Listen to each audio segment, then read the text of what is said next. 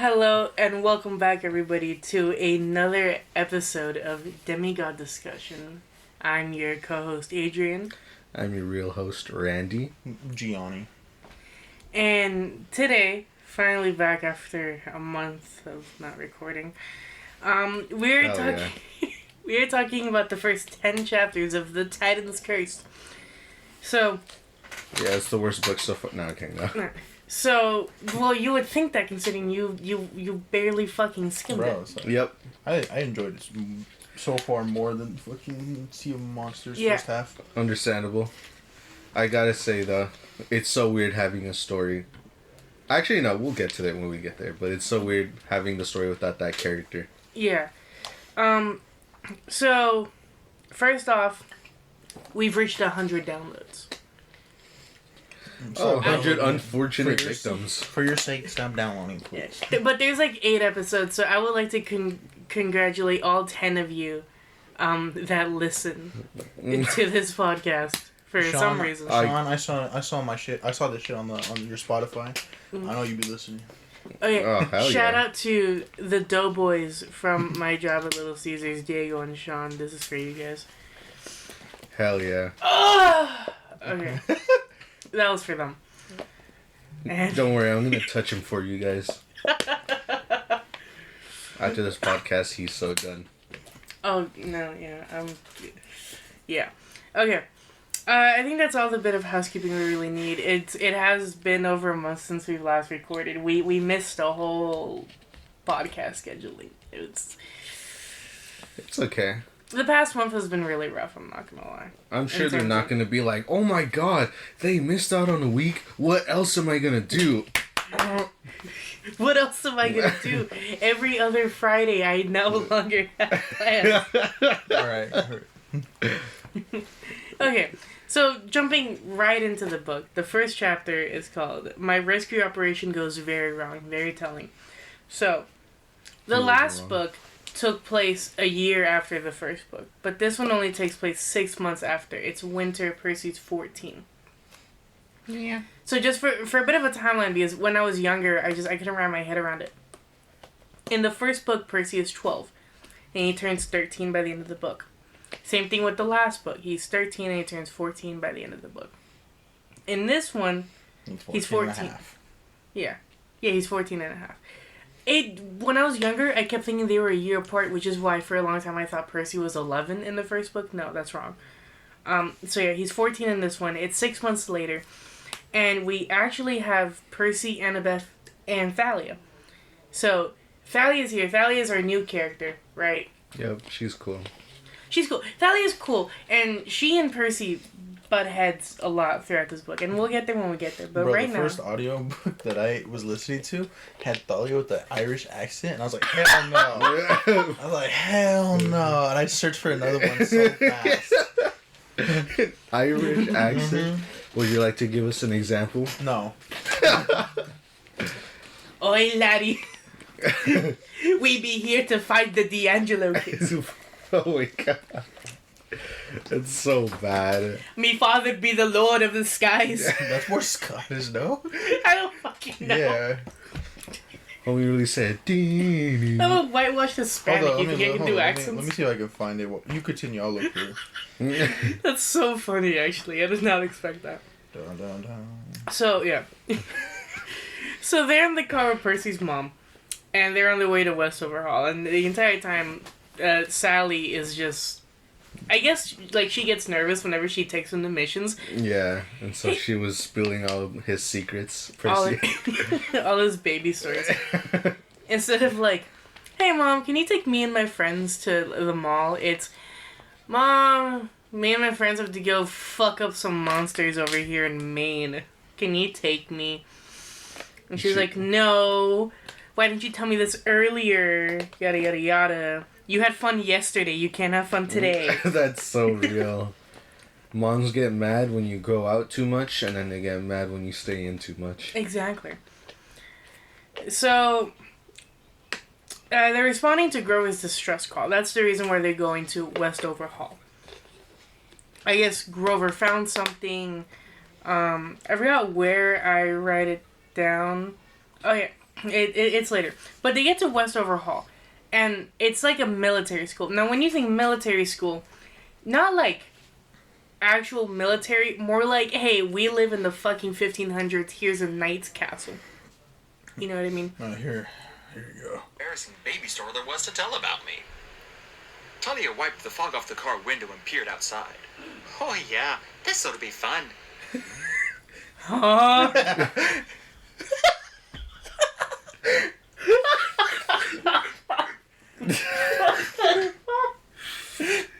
What the fuck? What the fuck? Imagine talking to a punk girl and she starts just sitting. That's why I could not imagine it in my head. I have to look for another audiobook so fast. Do you guys know? Did you guys ever watch X-Men the animated series? Warren McTaggart. No, I don't remember. I watched it, but I don't remember. I value myself as a person. No, you don't. No, you don't. I value myself as a person almost. You have more than 2,500 hours in Spike. I don't value myself as a person enough. Enough. I've reread Tokyo Ghoul 3 times. Tokyo Ghoul, the first part, I've read at least 5 times. It's just that whenever I got to read, I would be like, I'm getting burnt out because I read it like all in one day. That's so real. You know what kept me going? Toka. My balls. Your balls? Yeah. I can't find it, but she's in X-Men 97, and she has a Scottish accent. So I just wanted to picture what it would be like to hear an actual female with a Scottish accent say that. I said we got a dude voicing a punk 14-year-old, I think. How old is she actually? She's between 15 and 16. At this moment, we don't know, which is why there's a bit of like, who's a child of the of the prophecy? How old is Thalia really? Like, we don't know, you know, and we'll get there later. But like I was saying, it's a military school, and when they get there, they go inside and they're immediately fucking caught by Mrs. Gottschalk. Who I guess that's how you pronounce it. You mean Yacht Chalk? Yacht Chalk? That's how they pronounce it in there. Oh, I don't fucking remember that. Well, Dr. Thorne probably says Yacht Chalk because he has a French accent. Jackson. Jackson. I don't want to listen to this audiobook, man. So they're caught immediately. They're got immediately. And What? Thalia manages to smooth out the situation by manipulating the mist, right? She manages to convince the teachers or these faculty that they're actually students of the school. Yeah. And Percy gets a little bit jealous because Chiron taught her how to manipulate the mist, but he hasn't taught him yet. Yeah, he had no idea you couldn't even do that until now. Yeah. Well, he knew you can. No, he was like, "What'd you do?" No, but he knew the concept of it because remember, Chiron's done it before. Oh yeah. But he's never seen him do it. Oh. So when she goes up and she snaps her fingers. Well, that's what I meant. Like he didn't know you like the way you could do it. Mm-hmm. Yeah. Yeah. All I'm saying is Percy's life would have been 100 times easier if he was taught that.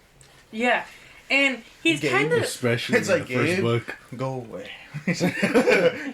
Gabe, gone. Just Thanos snaps him away. yeah. He's sort of jealous, I guess. How do I put this? They're really similar, like incredibly similar, to the point to where like I feel like even Percy recognizes that. So if she does something better, or if she has something that he doesn't have, I feel like he like gets jealous about it. You know what I mean? And we will notice this a lot, especially in these first 10 chapters. So they go. She manipulates the mist, and then Grover comes running in, and we realize that Grover has actually found 2 half-bloods. So first things first. Why is Grover here and not searching for Pan? Well, with the impending war on the horizon, and because they're losing campers every summer. Satyrs are now assigned to go look for a half, or protect them, right? Yeah. Yeah, to look for them. They're on overtime, basically, right? They're getting paid that time and a half money. You know what I mean? Hell yeah. And All fun and games until you die. satyrs aren't paid. Yeah. They're not They're paid. All like- fun and games until you run into a Luke. Oh God, In his little bear men. his little bear man. No, they're dead. Oh yeah. Huh? They died at the. They could have reformed, but they died at the end of the last book, and it's only been 6 months. No, they so. probably have another bear man. Let's be honest here. Bearman, probably. Well, no, because remember, that's not like a species. They're two actual, like, mythological figures. Grover found 2 siblings. Yeah. 2 siblings, both half-bloods. You... Actually, no, that was fucking stupid. I was gonna say, you think it's possible for siblings to have, like, one be a half-blood and one not? And I was just like, that'd be stupid. I mean, technically, if the They can be half siblings. half siblings. Yeah. There you go. That's what I thought. What if his sperm was deficient? What? Deficient sperm? What does that mean? Your disability, you don't get any of the god powers. Oh, can that hell. even happen? I don't think so. I don't think they can happen to gods. They're gods. Yeah. AIDS. Godly AIDS. If they deficient sperm for them would probably just be like normal sperm. Exactly. Yeah. Has there ever been a story where God's sperm fails to impregnate No. someone they've raped? No. There's stories Sounds about of right. them coming on a person and that making a child. So Oh yeah, like what happened with Athena. yeah. Or when Professors. Zeus gave a golden shower to that one lady. Huh?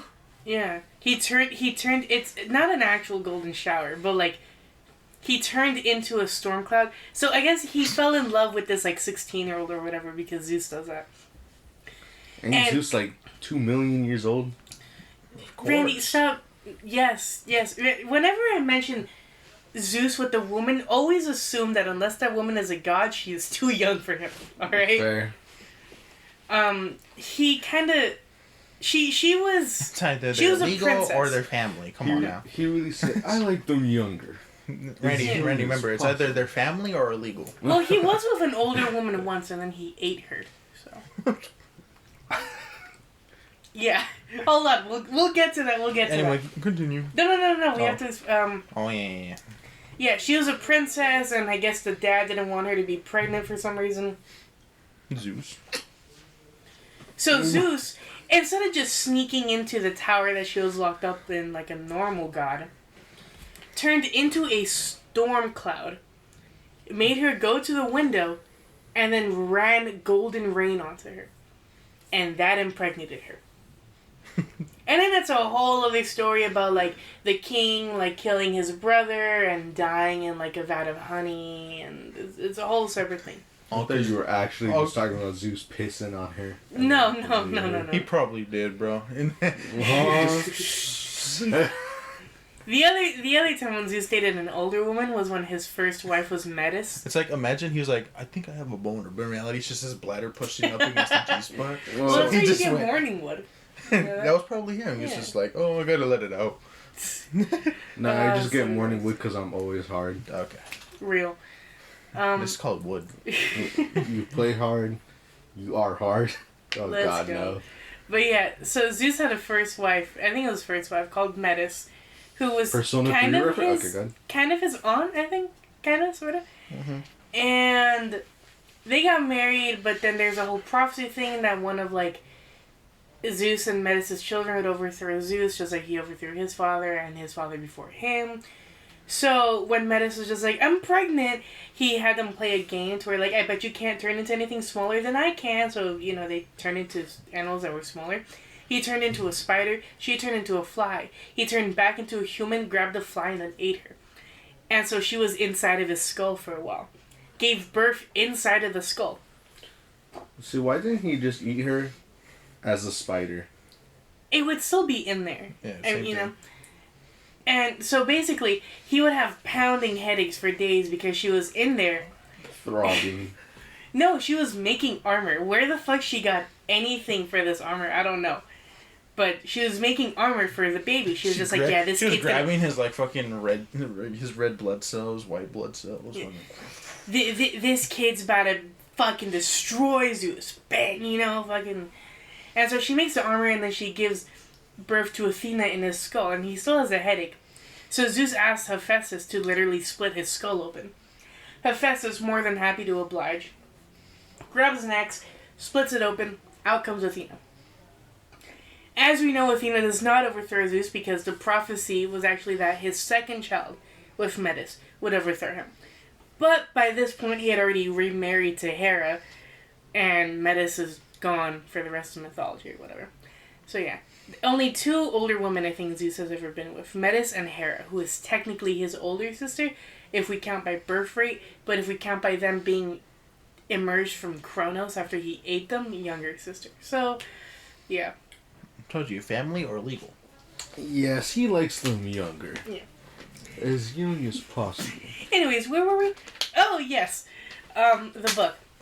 So yeah, they go, there's a dance going on. And they have to find these 2 half-bloods. Because there's a monster in the school that has suspicions. The monster being the guy with the French accent, Dr. Thorne. Yeah, the siblings are Nico and Bianca D'Angelo. Yeah. Bianca and Nico D'Angelo. Bianca's the older one. And Nico's younger. Bianca's like 12, Nico's 10. Yeah. Around there. So about 4 years younger than Percy. 2 years younger than Percy. And they go to the dance and they can't get the kids just yet because Dr. Thorne is already on the other side of the dance floor. He fucking cha-cha'd his way over there while nobody saw. No, it's just you should just saw the and I'm pretty sure gayest thing I've seen Adrian do. he's like eyeballing them. Just like, what are they doing here? It's like, Well, yeah, because he was not fooled by the mist trick earlier. He was like, are you serious, money? In fact, that mist trick probably let him know that these were, in fact, demigods. He probably already knew because, you have Probably Thalia, the daughter of Zeus, and Percy, the son of Poseidon here. Who everybody talks about. And then Annabeth, the son... the son. The daughter of Athena. Well, the son of Percy's life, if we indicate by his attitude the rest of the book. We'll get there when we get there. But... When we get there. When we get there. If we get there. But... we get a nice bit of lore that Grover doesn't know Green Day. Grover doesn't know who Green Oh, Day is. yeah. I was like, bruh. I wrote You know that what? down. Thalia was cooking, though, when she Yeah. told him to put on Green Day. Because this book came out in, 2008, I think? Exactly, bro. How do you not listen to Green Day at that time? Right. Bro? I mean, Just do turn you on the listen? radio? Do you listen? He was playing Jesse McCartney. I don't even know who that is. I don't know who that is now. Exactly. Yeah, but he goes on public transportation line. You've had to heard Green Day at least once. Mm-hmm, That's true. Oh no, this came out in 2007. 2007. Oh, He also went to the freaking school. Yelp. I'm pretty sure someone has listened to Green Day there. Well, yeah, but remember, it's a military Someone's school. looking edgy. Yeah. yup. I'm edgy and disabled. Huh? Edgy and disabled. Grover, an alternate universe. Instead of Grover, it's Groomer. No, I'm just kidding. Huh? It's who? Groomer. Oh, God. Petro Grooman. He visits half-bloods not to protect them. He goes after the Artemis hunt. Trust me. Yeah, I'm the only one that can help you. You can only trust me. He goes to the Artemis hunt. You know, you're pretty Artemis mature has for a new abandoned them. He's like, half-blood. Oh God, no, Randy. wait, what? What'd you say? I said, you're pretty mature for a new half-blood. No, he probably did that to the Artemis hunt kids when they got abandoned by Artemis. Oh, I'm the only one who cares about you this much. Artemis is wrong. Love is beautiful. There's all different types of love. I can show. You're so well behaved. I like it when you don't fight back. Oh God, let's continue. I got a hunt for you, all right. We're moving on. And So Thalia takes Grover away so that way they can change the music and dance and whatever. So Percy with Annabeth. We learned Percy misses Annabeth. Aw, he misses seeing her. like how Percy was all being awkward. He was like, "So who should I ask?" And she's Oh, like, that's bitch. so funny. she's like, "Mother." That's how you know Percy got game when he's like, all right, who should I ask out? He was probably rubbing his hands like a fly, tongue out and everything. Nah, he got that. He was like, The Nah, he fly got- just. that one photo of Patrick just rubbing his hands. Medicine. I'm thinking of like the actual fly like videos where like you see the actual fly just. Metis inside of Zeus's head after getting eaten. Watch this. Which one of your brothers shall I smash next? Oh. Anyways. Okay. How do we go from grooming to I don't know. Playboy Anyway. Jackson? So, yeah. Because she's going to a school with Thalia. It's an all-girls school. And it's in Brooklyn? Or... I don't remember. One of the schools is in Brooklyn and the other one is in, like, New York or something like that, right? And she's learning like a bunch of architecture. Yeah, architecture and everything. And Percy's kind of upset that she likes her new school. Not as in, like, oh, I don't want you to like your school, but more like... He gets to see her less. Yeah. Yeah. And then we learn... learn... see how jealous Percy gets in this book. Mm-hmm. I love it. Especially this first chapter. I love it. And then we learn that Annabeth's dad took a job and is moving to San Francisco. I'm just like... San Francisco of all places. Why would you want to move there? Well, I mean, I guess but the historical... So we... The Golden Gate Bridge. It's overrated. The Too much Golden traffic. Gate Bridge. So, Demi-Gods cannot move to San Francisco because something is right there. We don't know what it is just yet. And it's like... It's... I'm not sure if it's I don't know, but like one, it's super far away from camp, and two, there's something there that like I guess just it's not good for demigods or whatever. You notice how California in general is not good for demigods as all, accurately portraying California as hell. You know, get back to me in about 8 books, and I'll let you know. 8 books? Yeah. So as they're talking / dancing, Percy looks over and realizes that the D'Angelo kids are gone. Yeah. They've disappeared. Yep. And then he looks and he sees Mr. Thorne. Yeah. Again, just escorting them by... What was he like? He was holding... like the back of their necks or whatever. Like puppies. Well, at this point, Annabeth is gone. She went to go find Thalia and Grover. Yeah. And so Percy looks back and he sees Dr. Thorne carrying them. And instead of going to get them, because he gets separated from Annabeth. Yeah. Yeah, because he was like... I'm not gonna go in this crowd of ladies that could possibly harass the shit out of me. Exactly. And he's just like, you know what? I've dealt with monsters before. I can handle this. And he goes to get them.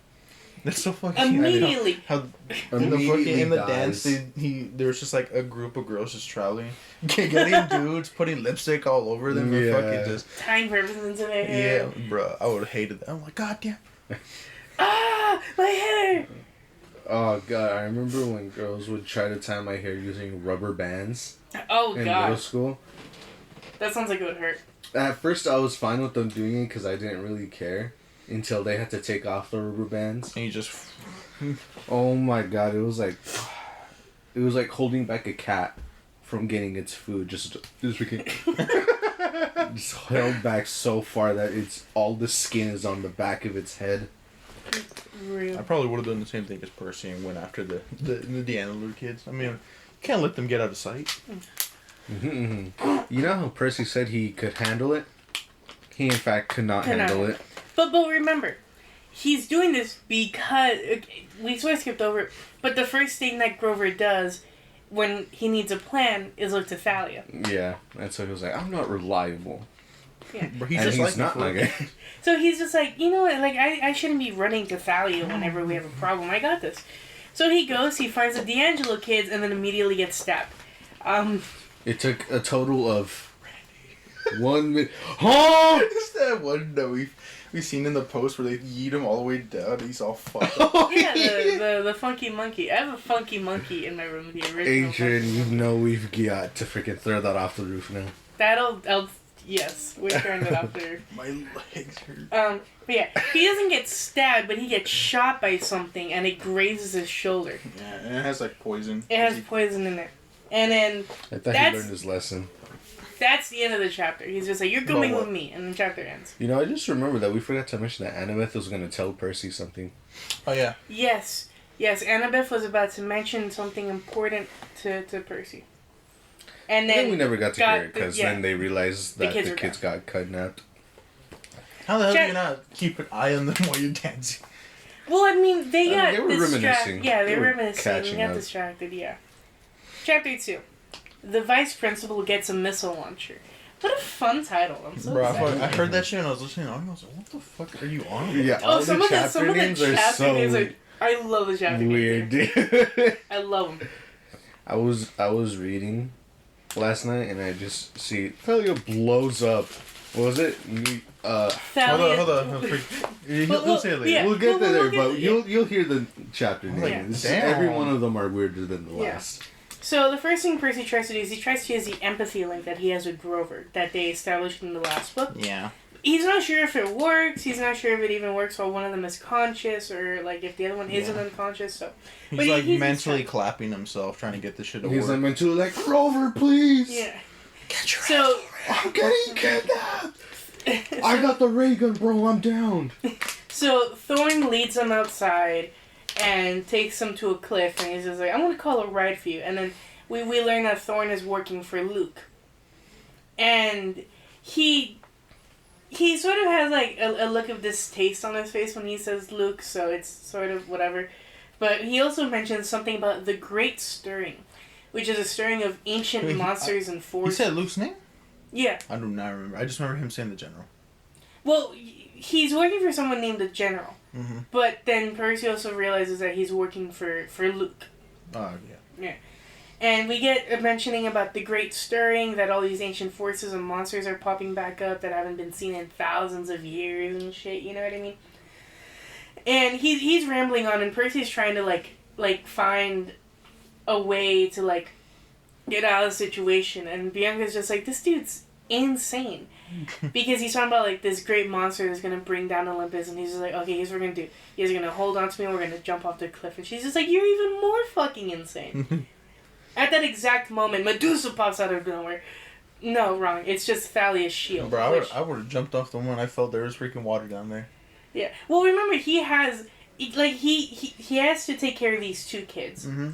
Plus... I would have grabbed it. Well, yeah, no, but he doesn't want to leave Annabeth, Ah, that's Thalia, right. and Grover with Thorn there.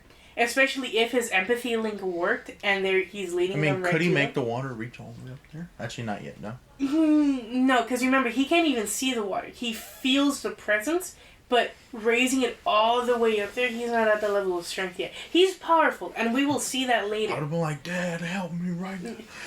Right now. But Dad, please, I'm gonna die. right now, I feel like it's really, Send really a text far to your dad. Please, I will die if you do not help me. Because he even says that, like, he could survive it maybe if his dad was listening. If he was in a good mood. Uh-huh. If So, yeah. Thalia comes out of the forest holding her shield, which is a replica of either Aegis or Aegis. Mm-hmm. Aegis, I don't know how to pronounce it. Aegis. Is that actually... I don't Persona 3 reference? Yeah, Okay, no, it's the sorry. same as Persona 3, so Aegis. Aegis. I Yeah, guess. I listen, guys. I love Greek mythology, but all my knowledge comes from like reading, so I never hear this stuff. So I just pronounce it the way I pronounce it in my head, which is why I never knew the correct pronunciation was Aegis. I don't know if it's Aegis either, because the only time I've heard anyone even say Aegis This was is from Persona. Persona 3. I mean, there's Yeah, the but shield of they Aegis. tested out right? like all the they always fucking True. I did also... Although, granted, they also call Nyx Nox. Nox? Nox. That's when it's spelled like Nox. Yeah, but that's Roman. is it Roman? Yeah. Oh, okay. All right. Anyways, moving forward. So, Thalia comes in. So does Annabeth and Grover. Oh, yes. We mentioned that they get knocked to the ground by an invisible Annabeth. And that's when Thalia comes out. Grover comes in and plays, like, a jaunty tune to have some vines wrap around Thorn. Imagine if you're like too buff and Annabeth tries to knock you over, she just bounces off. You just see like a print on the snow. She just knocks out. Her cat falls down, she's like... So, then we learn that Thorn is a manticore. Because he transforms into a manticore, which is aligned with the human face. Goddamn, and a Marta tail. came out. Yo. And then we learned that Nico basically plays Greek D&D because he's a manticore. He's got 3,000 attack power and plus 5 to saving throws. The game he's mentioning is actually mythomagic. My Yu-Gi-Oh deck is a lot stronger. You guys What do you know. mean? What do you mean? That's some hardcore, but it's fine because I have 3 through 1 million power in Rise of Kingdom. Hey, you can't beat your wife. Actually, I got 7 million. That one meme where like Anakin kills that one villain, and he's like, "What? I have 1 million power in Rise of Kingdom right after killing him." Okay, so, god damn it. But yeah, no, this is Mythomagic. You guys know what Mythomagic is actually from the TV series. It was something when I mentioned in like the very first episode of our podcast that I mentioned that these Mythomagic cards play a part later in the series. This is where they come in. It's Nico's entire thing. He loves Mythomagic, and so I guess they decided to bring that into the show. One Piece reference. Huh.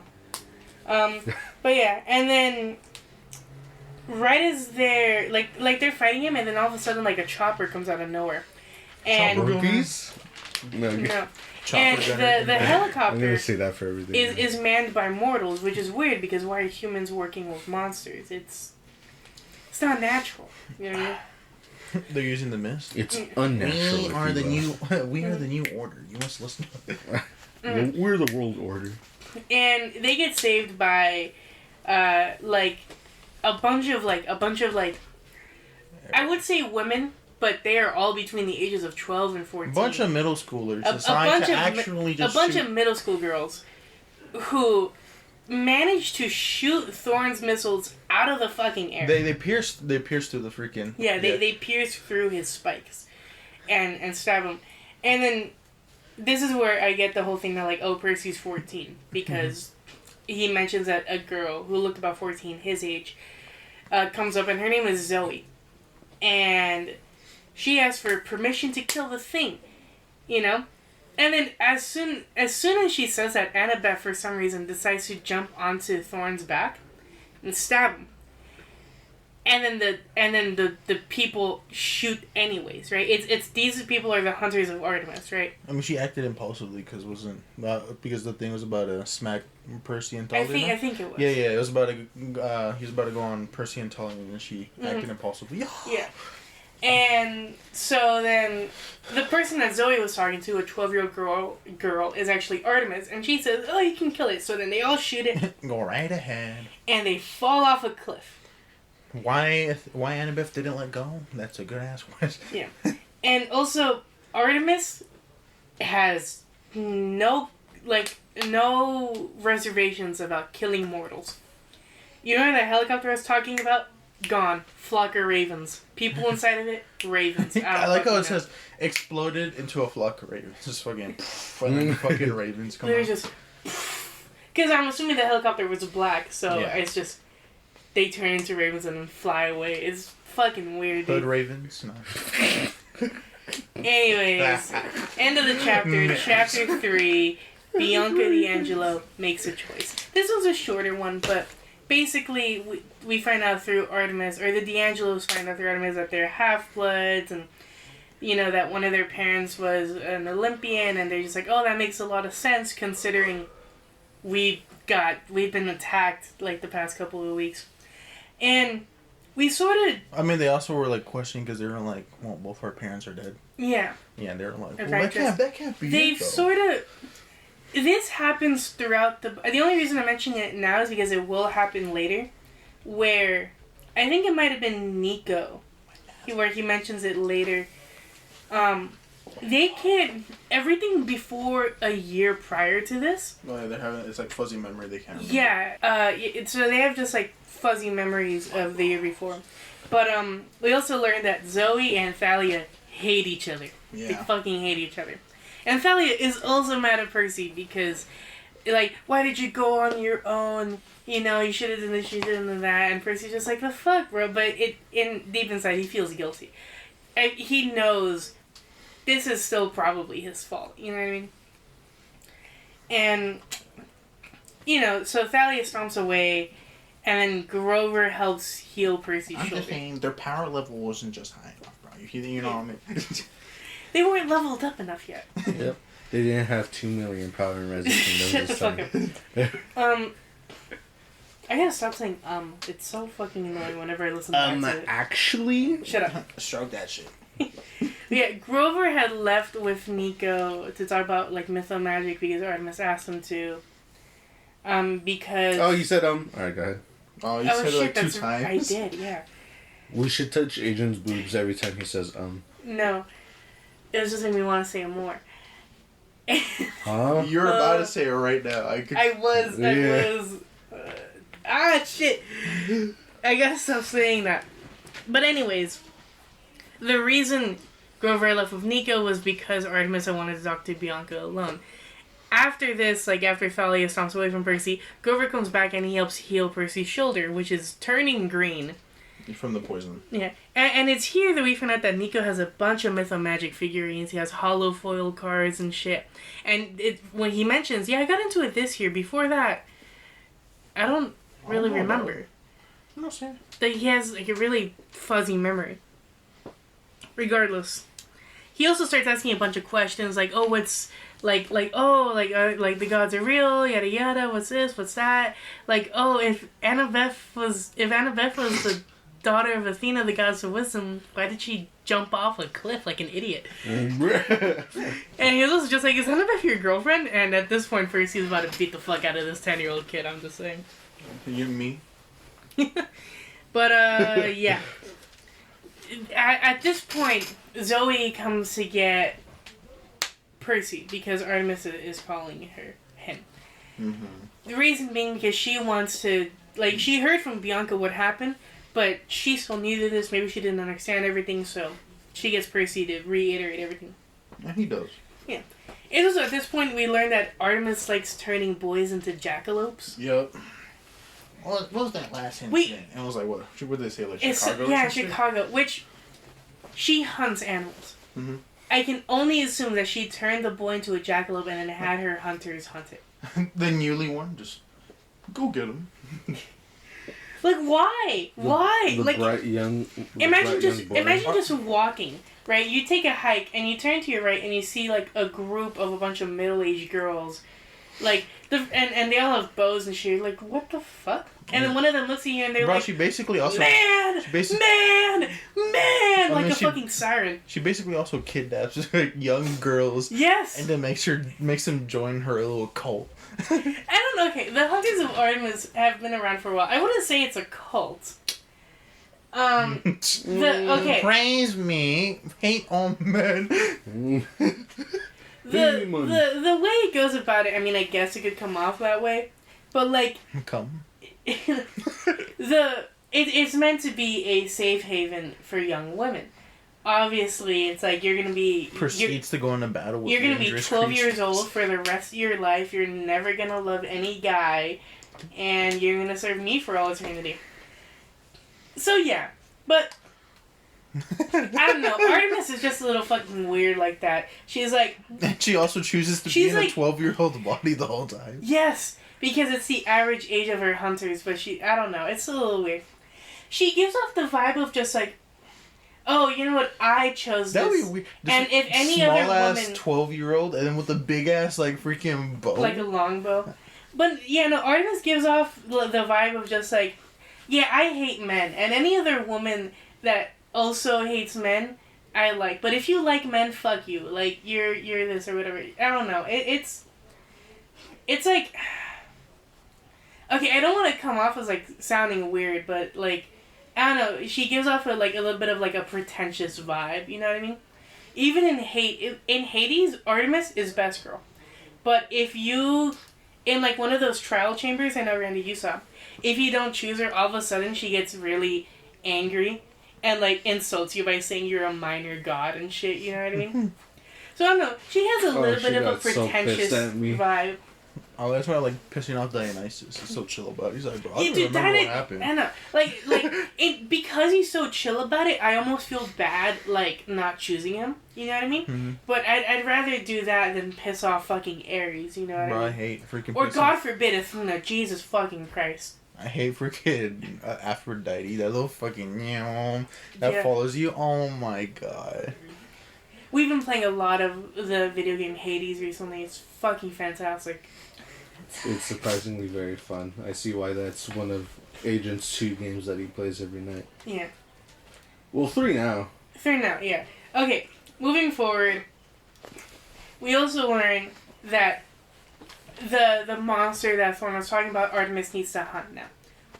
She needs to hunt it alone. Why? I don't know, because I guess it's too powerful, or whatever. And so she decides she needs to go off alone, and that Percy needs to escort the hunters to camp. It's all fine and dandy until she's just like, hey, Bianca, you want to join the Hunters of Artemis? And Percy's just like, what the fuck? He gets blindsided by this. And so Bianca decides to abandon her 10-year-old brother and join the Hunters of Artemis. Which, I mean... Is the fake? Bro, she didn't... It wasn't even that much thought either. It just took like a few seconds. Because, okay, like she's 12. You know what I mean? She's 12. Which is also where I think you might be getting like that cult vibe. These are all young girls that do not have like the full capacity to think, you know. Obviously, and here's the thing: Artemis likes them. Do they stay at the 12-year-old capacity forever, or does I feel their like mind probably still... their mind, like their maturity doesn't age that much? Because Zoe still acts. Zoe still acts like a 14. Yeah, and she's been around for how long? Well, she's old as fuck from what we can tell. But yeah, no, I get that. It's a little weird. I like literally it's just like you've been on this earth for 12 years. You only really have memories of it for about 6 to 8 years of it, but you want to give all that up to stay with me for the rest of your life?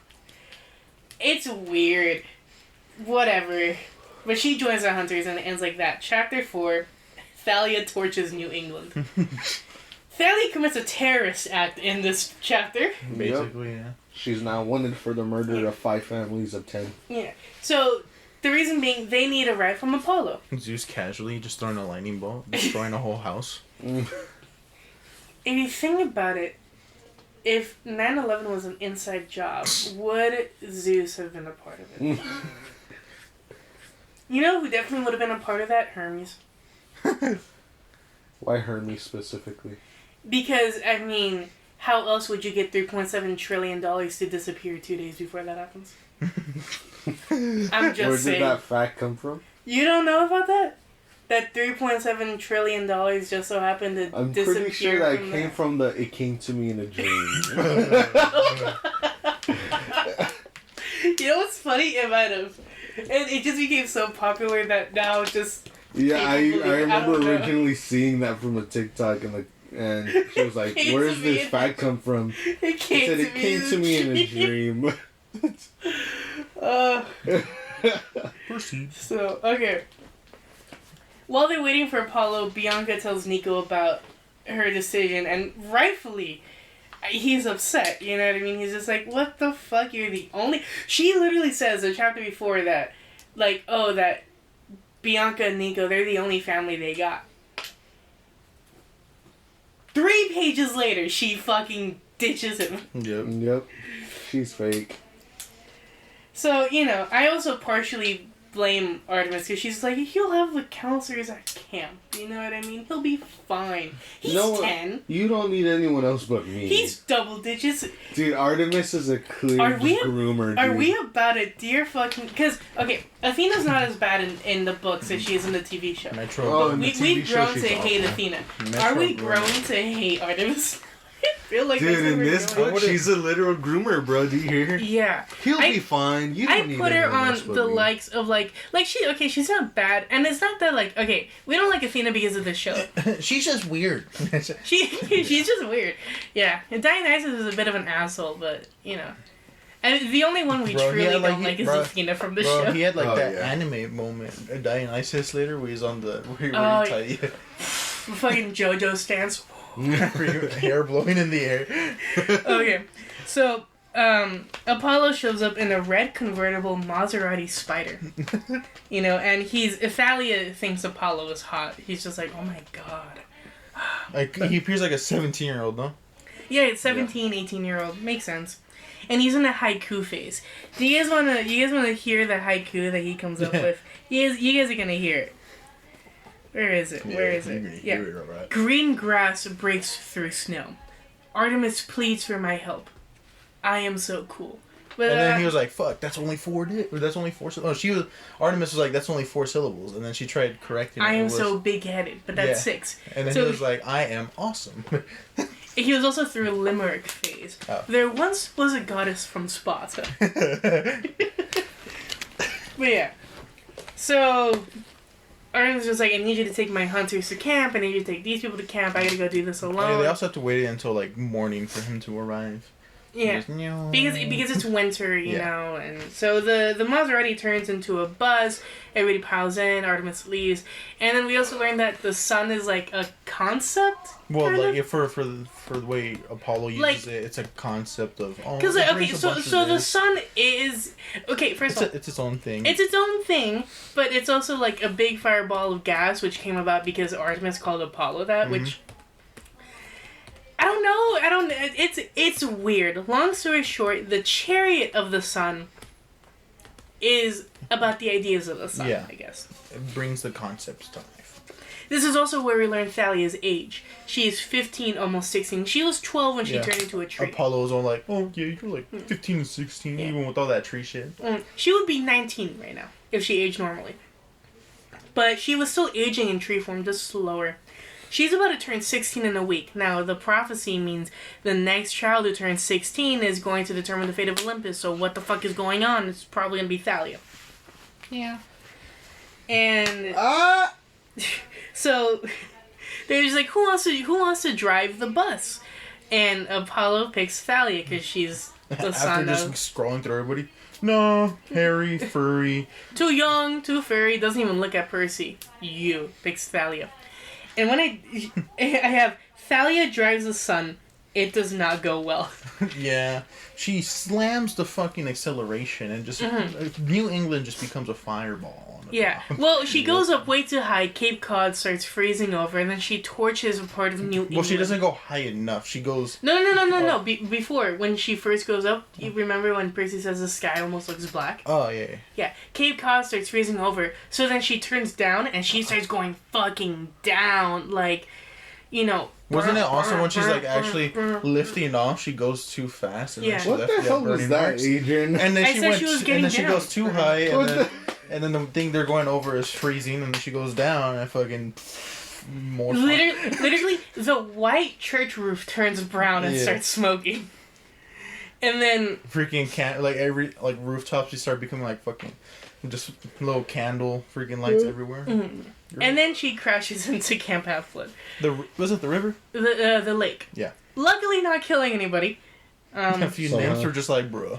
My weaving basket!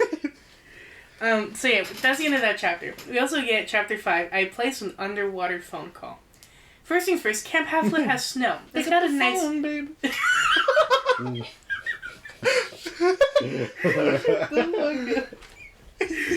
Oh, okay. It's got a fuck. It's got a nice Christmassy vibe. Instead of Christmas lights, it's like actual fireballs. I think that's pretty nice. That's cute. Hunters immediately leave for cabin 8. And Grove's just like, I'll show you the way. It's easy to get lost around here. They're like, no, we've already been here. He's like, no, it's no trouble. I I insist. Let me show you the way. You're not old enough to know where to Oh my god. It's okay, you're young, so you need to rely Trust on me, me. You need me. You haven't been here in a while. I'm the only one who can show you the way. This is so bad. You know, I think you're mature enough for a special tour. Oh god, no. Next one. He could probably get away with it considering the camp is almost empty. There's no one around. There's Hephaestus. Not Hephaestus, yeah, but Grover isn't Giga chatted like that in the books, bro. In the Wait, hold on. The fuck you mean Giga chatted? What do you mean Giga chatted? Where he can fight, where he can actually like go like I don't know. Seduce these. He doesn't have that Riz. Okay, when we talk about Riz, yes, that makes sense. The movie one. Oh no. Movie Grover was fucking dude. Oh my god. He stacked like 30 to 40 bodies first movie, bro. he stacked 30 to 40 bodies in Vegas alone. Yep, and we ain't talking about kill count. Well, he was like, he kept on using the same ones. Come on, let's be honest. Yeah. There's no limited options. Okay. Alright. Anyway, we're gonna cut that all out. Yeah, see Beckendorf from the Festus cabin, the Stowe brothers. Stroking that forge. That's what I was like, he's doing what to the forge? Stroking the forge. I think And he they meant call me the stoking forge. the forge. Well, he read it like stroking the forge. stroking. I was like, he's doing what to the forge? Call me the forge. Damn, bro, we're not reading Percy Jackson. Yeah. Percy What the hell happened out there? Percy We're reading Jackman. Freaky Jackson. No, we're reading Percy Jackman. So they go. Oh God. So they go to meet Chiron to let him know what happens, and then they take Nico to go see the orientation film, which is PG-13. They fill Chiron in on everything that happened, losing Annabeth, finding Nico, and Dionysus is just like, Bruh. "What?" She's just like, "We're not gonna go find her. We you win some, you lose some. We lost Annie Bell. We got this kid. We're like, we broke even. Yeah, we broke even." And then Percy actually stands up to Dionysus. He's just like, "Fuck you, wine bitch." How about you actually take some responsibility, huh? And so Dionysus is probably about to send him to fucking, I don't know. He's about to send him straight to Tartarus, bro. He's like... And then Nico saves him with nerd shit. He's just like, "Oh my god. Like, Yo, you're the wine dude. It's the wine dude. Yo, you only got 500 attack power, and everyone thinks you're lame as fuck. But I think you're pretty I think your cool, powers bro. are sick, dude." He's just like, "Okay." And then I like how everybody kind of just like... kind of like adores his dirtiness, but they also are annoyed by it. Because like, they actually tolerate him. Yeah. Yeah, because he's like... It's like me whenever I used to go on a rant of like... I used to talk about the Hulk for an hour straight. Anyone would mention it, and I'd go into like the Planet Hulk. That's for like how that led bro. into. You let out. You say, Hulk. "Oh yeah, freaking reverse grip." Next thing you know, going a whole lecture. I like using the reverse grip. It helps me with that. I remember the first time I learned about it. I remember homie was having a whole like nerd rant on frame versus resolution on PS5 in the middle of a Smite match. I remember that. Or when we were playing the Siege match, you remember that?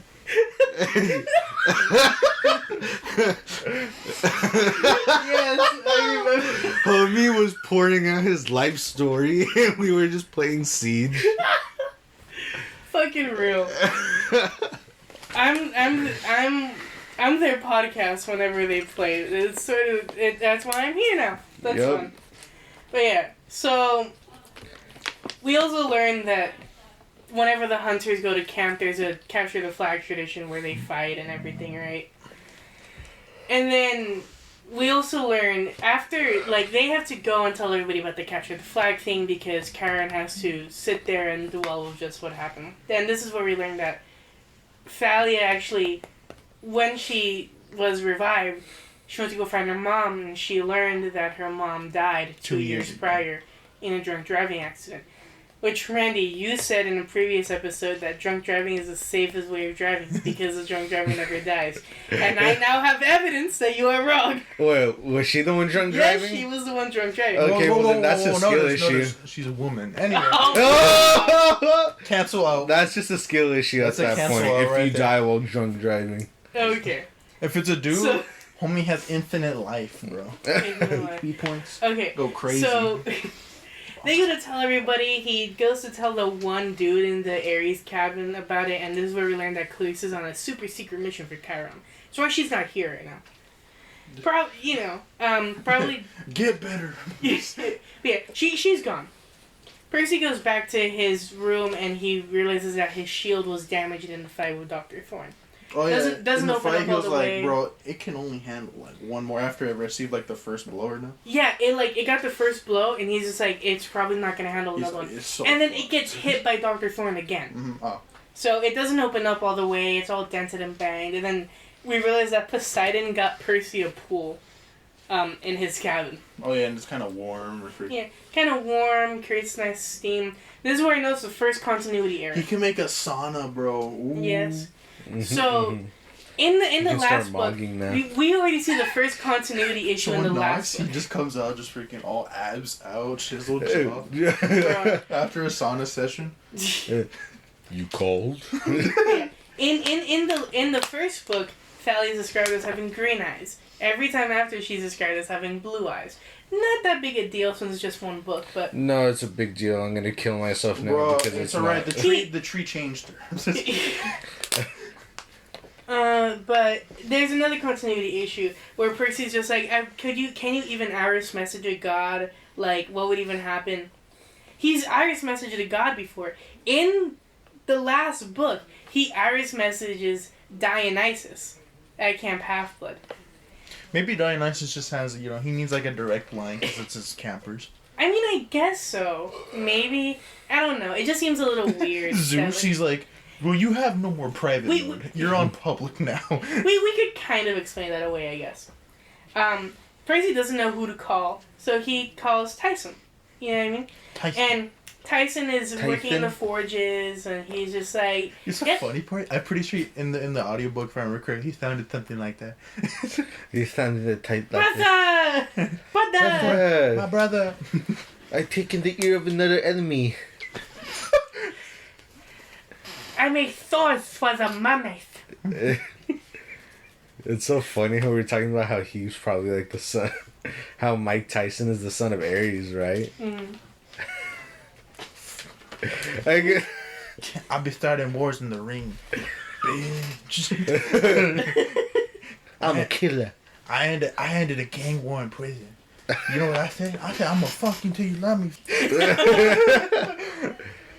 Yo, I want to be that random dude now. Alright. Okay. So we also learned that there's a war about to happen in the sea between Poseidon and like the old ancient, spirits. the old spirits of the ocean, and he's like, he wants to help, but he can't really do anything, Yeah. And Tyson has to go back to work, but before he leaves, we realize that the Princess Andromeda is leaving the East Coast for the Panama Canal. The How was it that freaking Tyson was like forging? He forged it and he just dumped it out the window and then back in. So he's in a room. Yeah. Right? It's underwater, but I assume it's protected from the outside. The windows are just open holes. Just imagine. So he sticks the sword out the window to cool it down, yeah. Bruh. Imagine in if the it water. breaks from all the pressure, like the water pressure. You're like, fuck. It's magic. It's magic. It's fine. You weren't paying attention. You put it out. You just come back. Just the blade's gone. You're like, fuck. It starts dissolving as soon as you bring it back because it's all cracked. It's just like... It's all crumpled up. So with that in mind, Percy goes to sleep, has a nightmare about Annabeth. Annabeth sees Luke, he's like holding something up, he has like a cave. And so she goes to help him because she may or may not still have a crush on Luke or whatever, I feel like it's more like maybe more like a friendship connection still, because you were friends for a good while. Even Well, though yeah, but remember, she had a crush on him in the first book.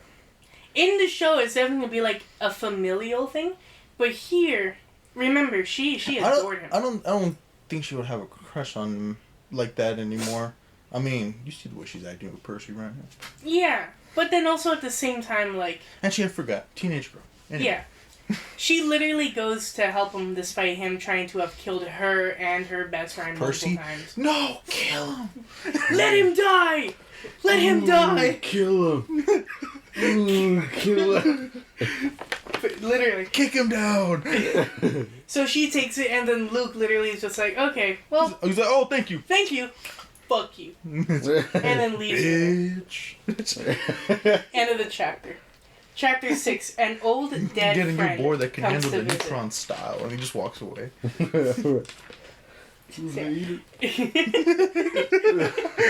Yeah, an old dead friend comes to visit. So Percy tells Grover about his dream, and then we learn that Zoe also had a dream. Of Artemis being chained up. Yeah, of Artemis in chains being lost. Well, just that Artemis is lost. Mm-hmm. Grover knows about this because he was camping outside of the he Artemis was cabin. stalking them. He was being a little too close. He's just like So, me.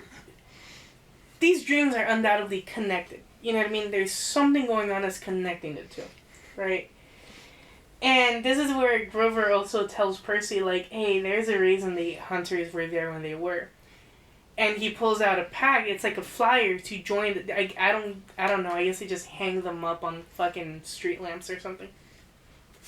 On like those telephone poles. It's like a flyer that's like, come join the hunters. Enjoy a boy-free future. Are you between the ages of 10 to 14? Wonderful. Call this number. Imagine if I posted something like that and then online. Percy saw that. Percy saw that and he started going in his Deftones art. Now he's gonna go to the gym. Like, wait, because Annabeth was probably thinking about joining the hunters. And he so just starts playing changes. he has cherry waves going on in the background as he bench presses something. The might of Poseidon. The might of Poseidon! The might of Poseidon! Fuck bitches. Get money! Ugh! Fuck bitches! Ugh. And it's like Fuck sea bitches! Ugh. And then on the way back home, he's just playing Shut Up and Drive. Or Be Quiet and Drive. He's on the Pegasus just flying around. He's just like, come on. One more day of the grind left. Yeah, Percy does not take it well. He gets You know, eyeliner. No, I'm just kidding. Yeah, He puts on eye shot. He's like, Thalia, how do you do your punk makeup? Jesus, punk Percy.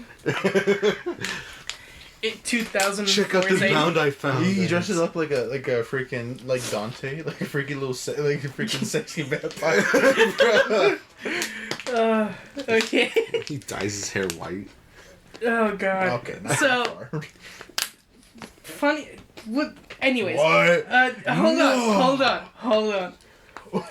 So He's old. Percy's just like, fuck, I can't talk to anybody about this. But there's something I can talk to. And so he goes up to talk to the Oracle. To no avail. It doesn't move, there's no green mist, so he's just like, you know what, fuck you, and then he leaves, right? Fucking Nick. You know what? That's it. The time for capture, the flag comes in, and we learn that the Aphrodite cabin fucking hates the hunters. Which makes sense, you know, considering that Aphrodite is all about love, and they forsake love. But remember, there's 7 different types of love. Tell me, do the hunters not feel love for Artemis? Do they not feel love? Huh? Do they not feel love? Shut the fuck up, Gian. But no, tell me, do they not feel love for Artemis? Do they not feel love for their fellow hunters?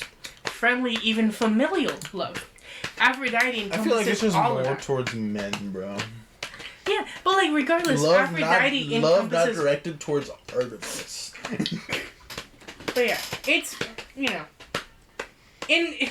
love only works when we use it. Fuck Yeah. you. They're oh my god, and they're gatekeepers. They gatekeep love.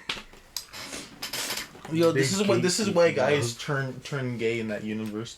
Because all the bitches they wanted turned freaking Artemis to cult. Real. Yep. They're like, no! Starting with me. No, yeah.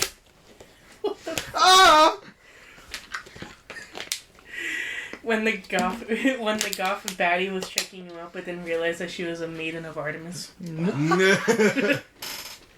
What happens if they fall in love? They just get zapped by. No, They get kicked out. Yeah, they get kicked out. You become mortal again. Or she kills you. But that's an actual kick mess. She like turns you into a bear and then hunts you. It's fucked up. But yeah. So Thalia takes offense, Percy takes defense. And they sort of have a little bit of a feud because Percy's gonna see anything but backwards, and Thalia's just like, stick to your post, but Percy's just like, but if you see a chance, take it. And she's like, no, the fuck, don't do that. And so, you know, there's that. I would be like, Thalia, who has more experience? Look at me. I played this game a few times already. I mean, he got stabbed the last time he played, Yeah. so... It's alright, bro, but he won, right? Yeah. Exactly. So, it's hunters versus the campers. They put their flag on top of Zeus's fist.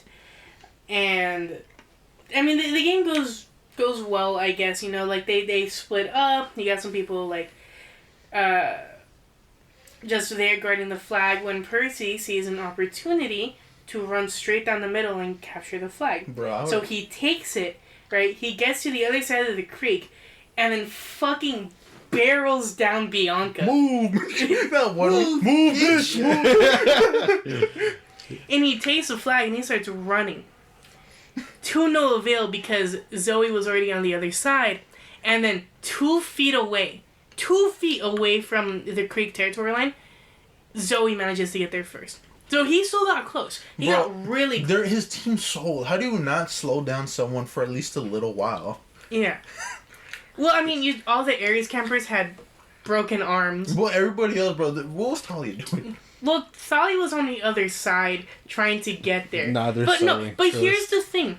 With how badly Zoe fucked up the other ones, I doubt Percy, as powerful as he was, would have made that big of a difference to counteract the time that Zoe would have gotten there. I would have moved. To when Thalia would have gotten there, how far behind the she was. flag posted in the river.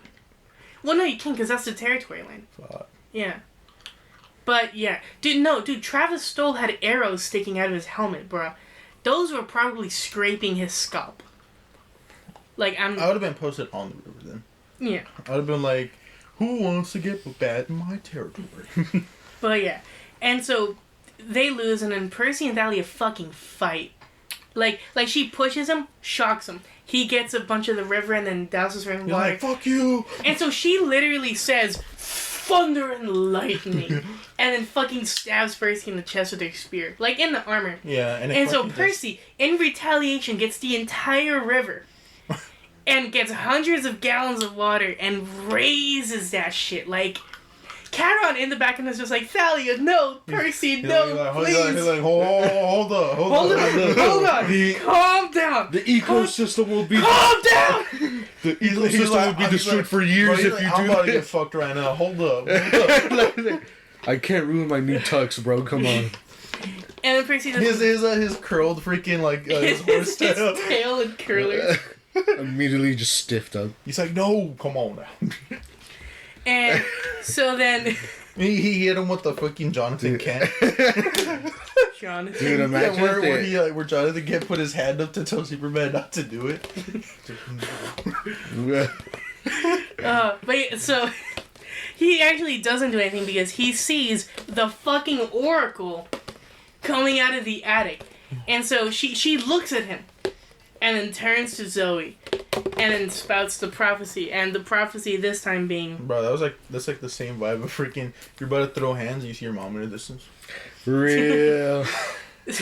5 shall go west to the goddess in chains. 1 shall be lost in the land without rain. The bane of Olympus shows the trail. Campers and hunters combined prevail. The Titan's curse must one withstand, and 1 shall perish by a parent's hand. And then she sits down, and that's it. That's the end of the chapter. So... Oh, Thalia's gonna die indeed in the book. Nah, okay. So, yeah. So it's 5 people. Die, Bianca. I'm sorry.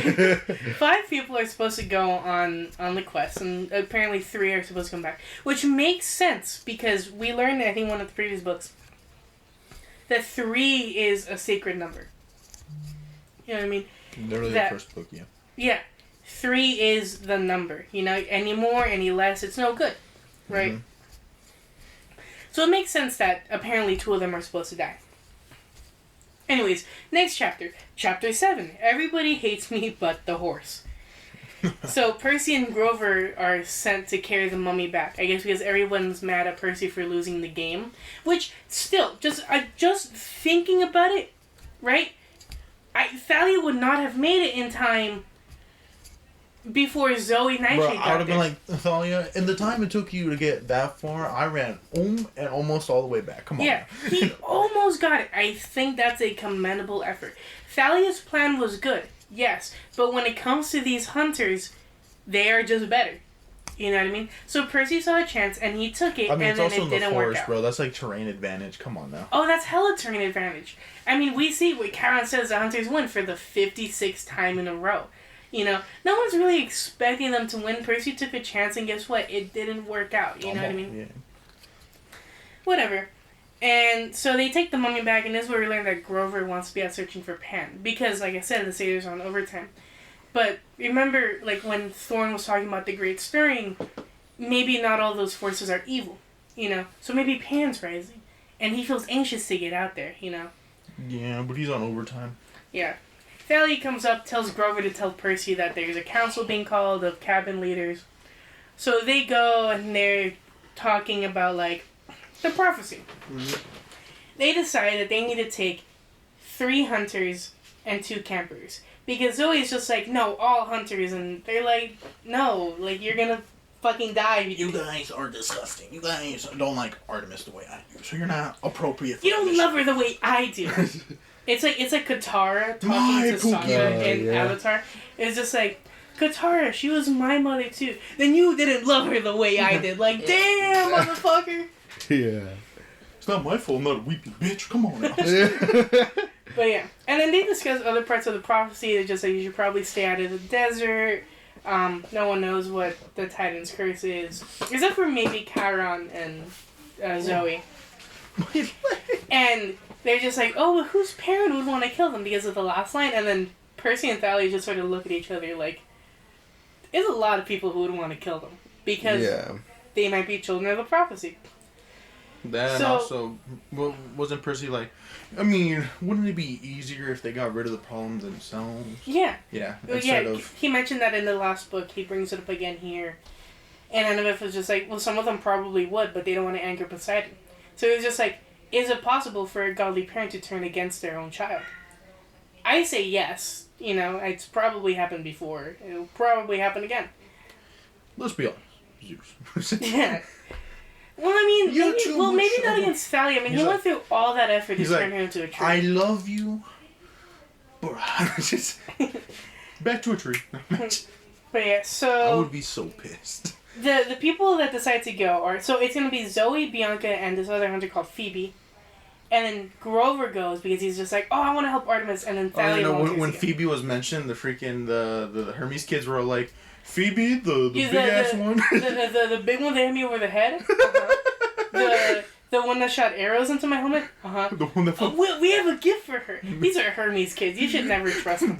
He's like, the one that made me a fucking porcupine in the head? What the fuck? Zoe, the being that's old as fuck, I guess. Boomer has somehow does not know to not trust these Hermes kids, and she takes the shirt anyway. Mm.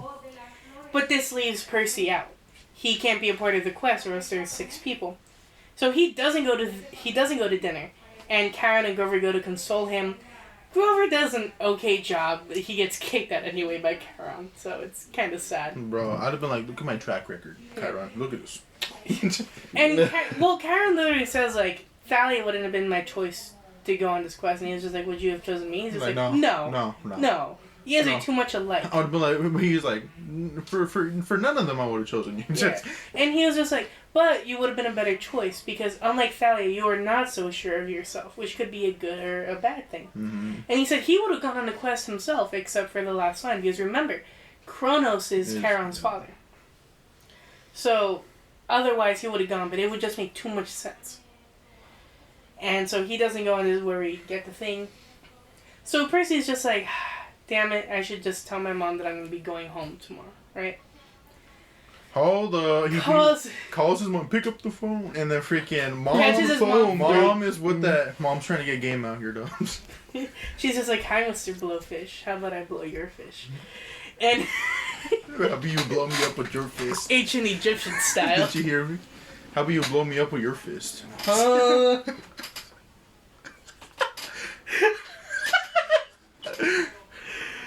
Oh my god. Randy is looking at bro, me fucking Percy's face is looking at the dining table. Like, the black guy with his hands behind his head, just like. I thought you were gonna go a completely different direction. Like, what? This is what you do when I'm out. This is what I do. You send me away to camp every night for this? Get some dick. What's wrong with it? Have you ever seen that? Have you ever seen that video of the kid who found his mom's like dildo? Oh God, no! I don't. I was like, "What is this, mom?" And he gets so mad he just throws it to the floor and it breaks. Oh my God! I want to see if I can find it. I was after. It's okay. I'll find it and then after we'll watch it. So yeah. So he calls his mom, and then she's just like, "Oh, that's Paul, Mr. Blowfist. He's in my writing seminar." Sure. And what you writing about? So Percy tells Sally what's happening, and then instead of being like, "Okay, come back," she's just like, "Well, what do you want to do? You can do what you want, sweetheart." Okay, but I genuinely do feel like it's coming from a place of like motherly love. It's just like you're getting too old for me to always be telling you what to do. Mm-hmm. I know your heart's in the right place. I'm letting you do this because it's very convenient. At the end, she's basically just like, I'm letting you do this because I know Annabeth would do the same thing, and I trust Annabeth, so you can go ahead. So she marks in her calendar. Won't see him for a few weeks. All right. Mr. So we got. What's the schedule? Okay. Monday we got missionary. Wednesday is done. God, every day is a different position. Oh God. Yeah, planned out like. It's like when like you're friends with benefits with someone and you guys gotta plan out the days that you guys are gonna see each other to fuck, and it's just like So are you free on Saturday? Okay. Alright, well we only really need 15 minutes anyway, so. With me it's gonna be like, we only need 15 seconds anyway. You just look at each other, you just...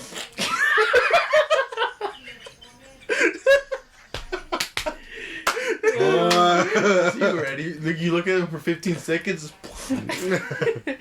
Anyways, it's just like, you know, that's kind of it's 15 seconds. It's 15 seconds of like making out, and she like lightly touches your arm, and you're like, oh. It's like the Reverse Flash. It was jerked me, you off at Barry. super speed, so it looked like you nutted at a woman's touch. And I'll be like, joke's on you, I nut at a woman's touch no matter what. You wasted your time. I love that that's the actual voice actor for the Reverse Flash too. It's fucking hilarious. Yeah. That was his actual voice actor? Yes, from that movie. It's great. Anyways, going on. So, Percy goes to sleep, has another dream/nightmare. This time it's with Annabeth and Artemis. So Annabeth is still holding up the thing. Luke comes in, she's like, she's dying! Like a little bitch. I hate Luke. Not Annabeth dying like a little bitch, but Luke being a little bitch. Like, she's dying, she's fading fast. And then a deep, booming voice I heard out. it like you saying, like Luke was saying it, like, she's dying, like a little bitch. I mean, yeah, but... So a deep booming voice just like, send her in, and then Artemis comes in, who's in chains, she's bleeding the gold ichor. And so she goes to help Annabeth with this thing. Bro, they're literally milking her. Pause. Anyway. What? Milking her of her blood, bro. Okay. Anyway, so they go and they hold up, like, Artemis goes to hold up, like, the cave or whatever.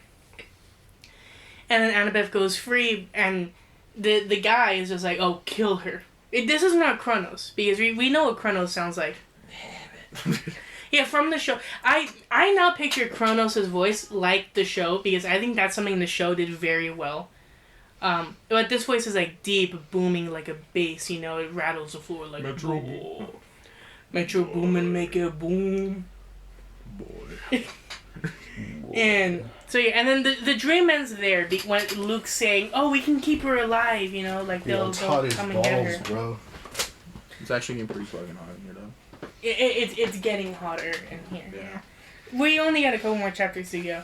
I would turn on the AC, but it's just too loud. Anyway, the shit's too loud. Here we get another continuity error, you guys. We're gonna be seeing a lot of those. Woo! So in the last book, they free a Pegasus. Who is a female?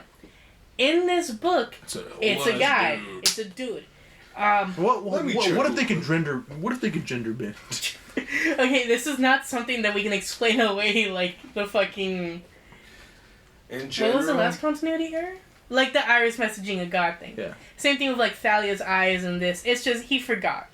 You know what I mean? What if they it's like Akira Toriyama forgetting that the Saiyans have tails. What if they didn't look at the genitals right, bro? What if they thought, it's a female? Well, no, it was literally Percy. And like I assume that they sound like the way. I mean, would it not be? I hate that. Well, the thing is, in general, the rule of thumb when it comes to writing is if you had to explain away a mistake or something that seems out of place, it was probably unintentionally there. Yeah. So, but Blackjack's a guy, and They gave him a goofy ass voice in the fucking audio book. Yeah. I feel like he would have a Brooklyn accent. Freaking. You know? I got. He's like, hey, boss. Or I can't do a Brooklyn Something accent. like that, yeah. It's like, But sure thing, boss. You're my guy. Yeah, he's a gooner. Yeah, my guy. I feel like he would talk really fast, too. He's kind of fat, yeah. Yeah. But, yeah, so he sort of adopts Percy, I guess, because they can read each other's thoughts and shit like that. And Percy has to go help a sea animal, right? It's like 5 in the morning, and he has to go out to the ocean and help the sea animal. And he's been doing this for a couple times whenever he's near the ocean. But now it's a different sea animal. Yeah. Well, yeah. Was it normally it was the ham? Well, no. So the hippocampi tell Blackjack, like he doesn't normally help the because he's done it before. I was saying like normally he goes and he saves like a hippocampi maybe. Not normally. Like the hippocampi are the ones that tell Blackjack if there's an animal in danger, so he can tell Percy. Didn't he say like he's helped the hippocampi escape? Well, yes, he's done that before, but it's not always the hippocampi. You know. Okay, but that's the end of the chapter. Next chapter, chapter 8. I make a dangerous promise. So Percy takes Blackjack out to the sea, and then he dives into the ocean. He dives down, and then he sees the hippocampi around a shipwreck. And in the shipwreck, there's an animal trapped in a fishing net. And it's a cow. Yeah, a cow with a serpent. With a serpent tail. Literally, like it's a baby cow, a calf. Imagine the front half of a calf, and everything behind that is a serpent tail.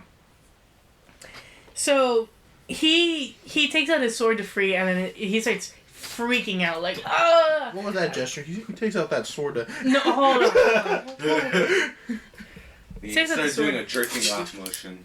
No, that was not intentional. Yeah, unintentional. He was like looking at the book. He took out the sword. No, I meant like he reached into his pocket and he went like, you know. Yeah. But so the cow starts freaking out, so he has to untangle it like old sailor style and tying the knots. He ends up calling it Bessie. Because, I mean, this is now Bessie the sea cow. Yeah. Manages to free it, and then it goes on its way. On the way back, he sees Nico spying on someone, and that turns out to be Zoe and Bianca. Puts on his cap of invisibility, and we learn that Phoebe is sick because the shirt gave her hives. Yeah, because it was, satyr and blood? Yeah, centaur blood. I don't know how the fuck they got centaur blood. That's kind of freaky. But, like... They're like, Chiron, we're having a blood donation? Yeah. But they hired like one of the Aries kids to say it, so it's like more believable. Mm-hmm. They were like, "Oh, we're gonna pay you what, 100? Here you go." All right, there we go. We got the blood. We'll give this to other centaurs because this is it's acidic. It's like venom. You know, so it would only be used for other centaurs.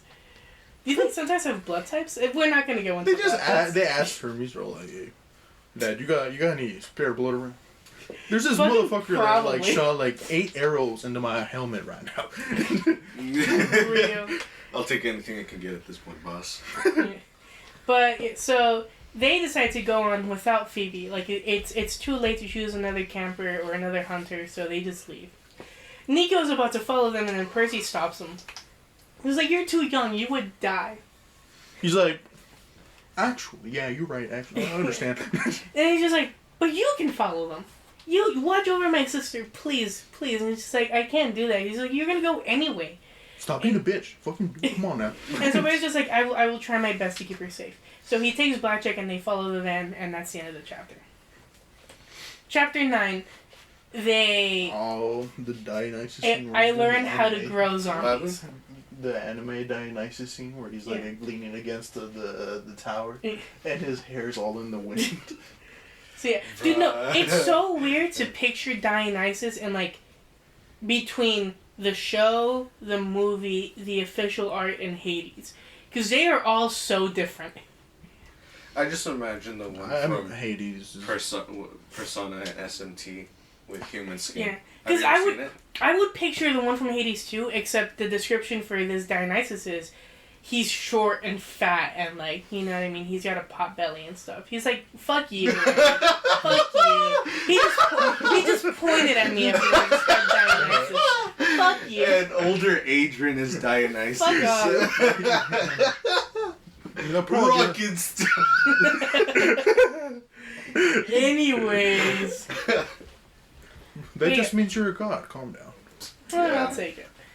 But Oh, you take it, alright. shut the fuck up. So Take that he's punishment like diet ice. so Percy and Blackjack are following it, and then we realize that It's alright. Oh. that's weird. No, this is weird. Has like basically a miniature heart attack. Drink soda. No, I felt like it was weird. Like, okay. Just like, Okay, we learned that Argus, the security guard, is not the one driving. It's actually Zoe. And she's hauling absolute. She's ass. hauling ass. She's pulling a Gianni out here. Who's Motherfucker, that? she's going through New York traffic as if it's freaking open freeway. I can't do that. Oh, dude. New You York. see that? You see that? She's one of those taxi drivers. Listen, I hate LA traffic, but even I know New York traffic is a whole different fucking beast, dude. there's a reason why everyone takes like trams and walks. Yeah. walks. There's a reason why New York public transportation is actually somewhat Goated with the subsidized. sauce. Yeah, because I actually was just taking a car. It's all fun and games until you have to scan your hand. There's a shit on it. Or like the ones I Like, sent you. no. Where there's like condoms on all the fucking. Yeah, just use condoms on all the goddamn Light like snack. entry. Huh? Oh, fuck. Moving forward. Sometimes you hear what I said. Bro, how do So- you think I heard it? How do you think they did it? They just like freaking went one round. Essentially, yeah. Or they were probably just jacking off and then they got in the condom so it wouldn't fly on someone. That's a little too considerate for New Anyway, York hobos. continue. I take that Going back. on. Anyway, yeah. Percy takes a rest on the Chrysler building because they're in a traffic stop or whatever, right? As he's about to go, the man, the myth, the legend, Jojo stands up in the fucking Chrysler building, Dionysus vines Isn't around. it? Wait, wasn't he like floating against it? I think, yeah, he was floating against it. He's flying. Not even Just flying. imagine Angel floating against that wall. He's a god, so he can move freely through space. So he's not really flying. He He's went just into Minecraft creative mode. yeah, it's like He's that. just leaning against it. Yeah. With his hair in the wind, the vines all over the horse, and Percy being like, "Where are you going?" Where you going? You really think I wouldn't notice? I may be a Percy's drunk. just like kinda, yeah.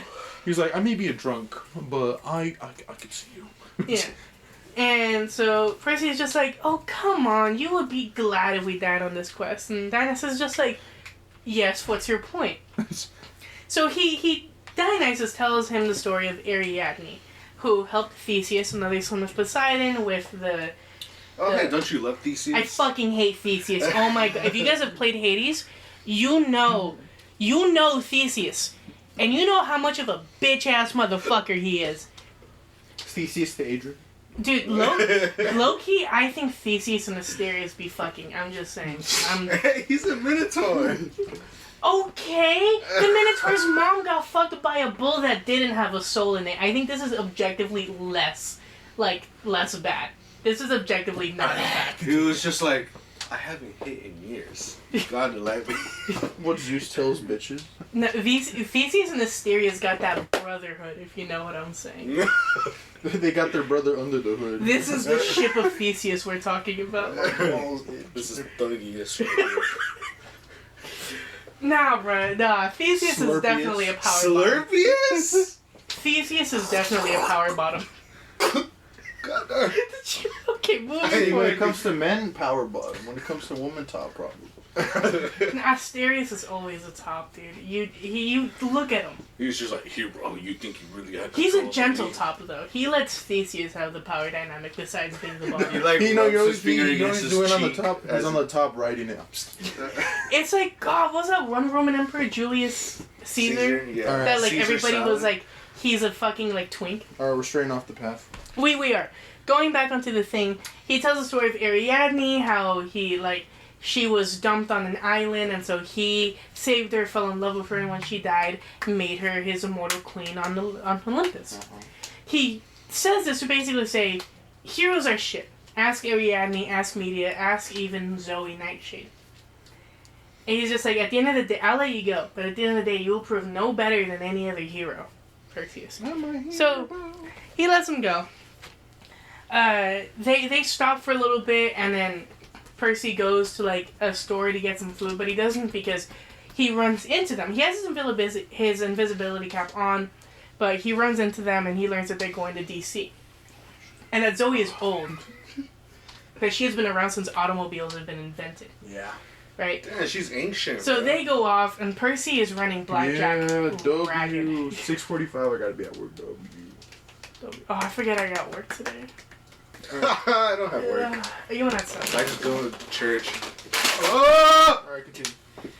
So they're on their way to DC, and then once they get there, they get to the Smithsonian, and Percy lets Blackjack go because he's tired.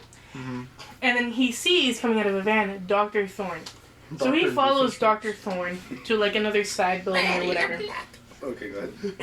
Go ahead, Adrian. Oh god, I can't do his voice. In there, I sound like... we find Luke and the general, right? And they're talking And how like The general, the insurance company. No. So we find out that Thorne was called to find a child of the big three. We assume it's Thalia, maybe. I think just from the way He they're literally talking, had right? two at his disposal. He had two right both. there. Fuck. Yeah. And so they send Thorne away because the general's just like, you failed me once, fuck off. And so they decide to grow warriors out of the ground. And they grow little tiny kitty cats. He's like, what the? They're little tiny baby saber-tooth tigers. Uh-huh. He sends them away. He sends the guard away too. Bro, Probably to die. Weren't they like, what the fuck is this?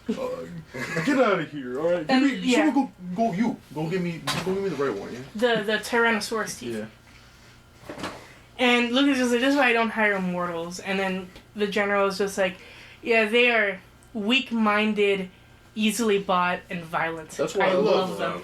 Yeah. That was so iconic. Stuff like that. I love them. I love them. And then he gets the tooth, and he's like, well, mortals are idiots. These are actually dragons. Yeah, dragon teeth, not dinosaur teeth. He plants the dragon teeth down and outgrow skeletal warriors, I think called Spartoi? I think? They're just Spartans. They're not named, but I think that's what they're called.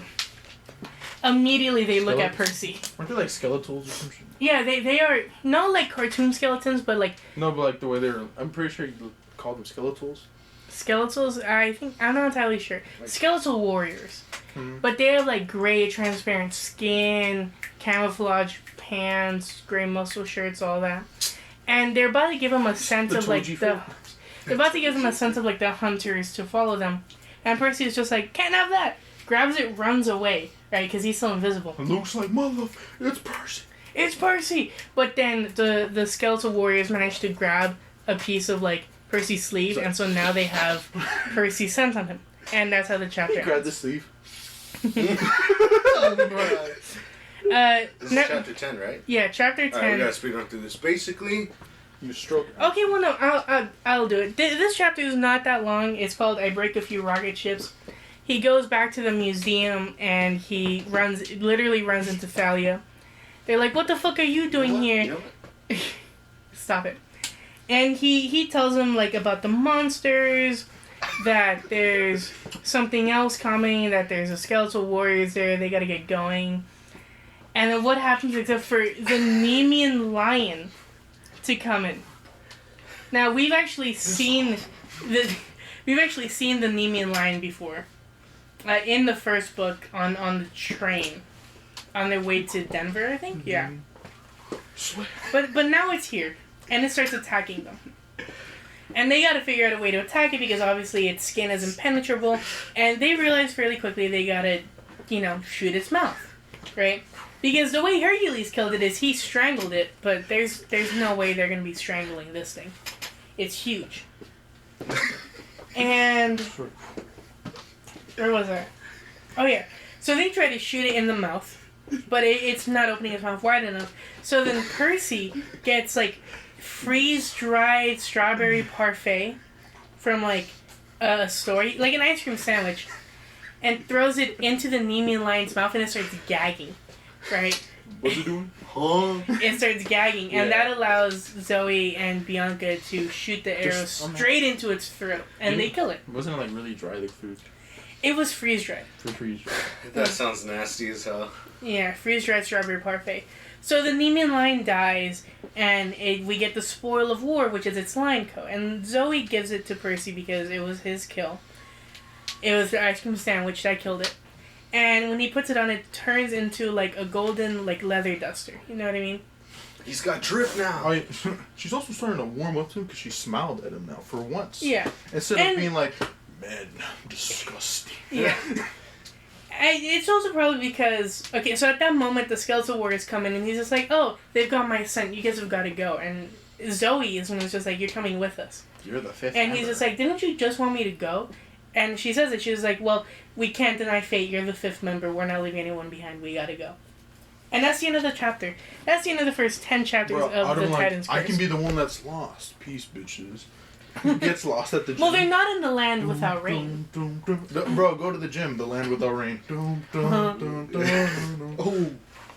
But yeah. The only thing that's raining here is fat.